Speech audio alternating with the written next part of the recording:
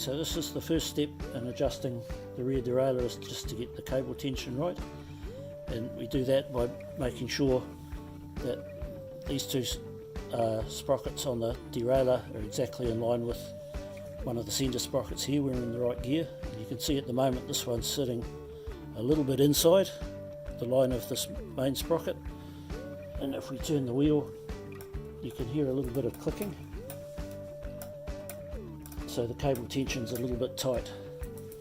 So we relax that by just unscrewing this tension a little bit, and you can see these two sprockets moving into line. I'll adjust it the other way. You can see them moving into line with the main sprocket. The clicking stops,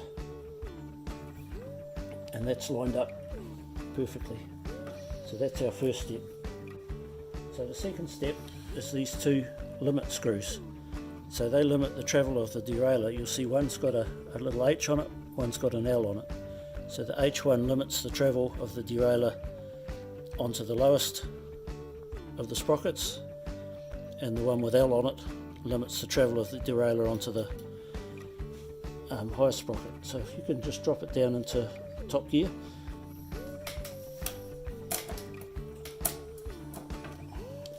So when we're in top gear here, this is the high screw. You can see if we adjust it in a little bit, that derailleur will start moving inwards. So all that is a stop, which stops the derailleur travelling any further outwards. So once again, we just want to adjust that so it's sitting nicely in line with that final sprocket, and the derailleur won't move any further, so the chain can't drop off on the inside. If we hop up into low gear now, changing up into low gear,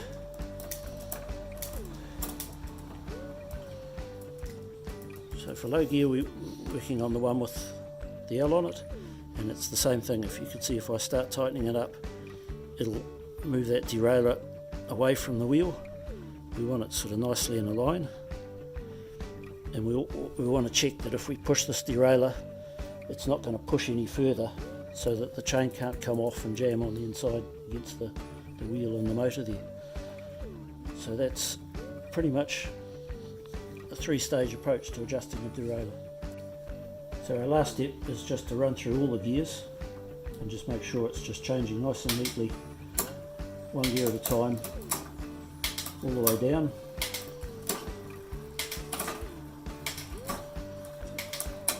And then all the way back up again.